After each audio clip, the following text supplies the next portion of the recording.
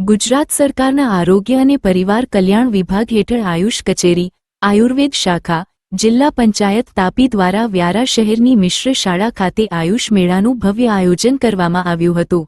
આ આયુષ મેળામાં બહોળી સંખ્યામાં નાગરિકોએ ઉપસ્થિત રહી આયુર્વેદ અંગે વિસ્તૃત માહિતી મેળવી તેમજ વિવિધ સારવાર અને ઉપચારનો લાભ લીધો હતો।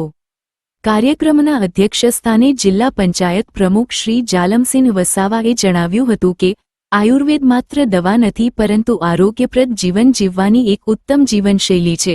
પ્રકૃતિ અનુસાર યોગ્ય આહાર અને નિયમિત દૈનિક જીવનશૈલી અપનાવવાથી સ્વસ્થ જીવન જીવવું શક્ય બને છે। તેમણે રોગોના કાયમી નિવારણ માટે આયુર્વેદ અપનાવવાની અપીલ કરી હતી।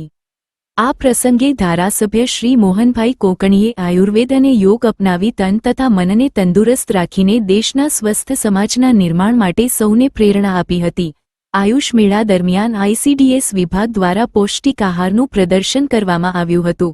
મકર સંક્રાંતિ પર્વ નિમિત્તે તૈયાર કરાયેલા તલના લાડુ તથા ચીકીની પોષણ કીટ મહાનુભાવોના હસ્તે બાળકોને વિતરણ કરવામાં આવી હતી।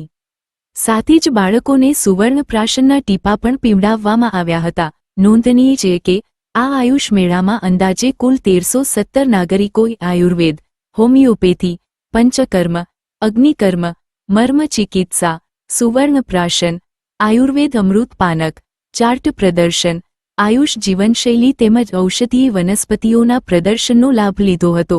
આ પ્રસંગે જિલ્લા આયુર્વેદ અધિકારી વૈદ્ય શ્રીમતી જયશ્રી ચૌધરીએ સ્વાગત પ્રવચન કર્યું હતું।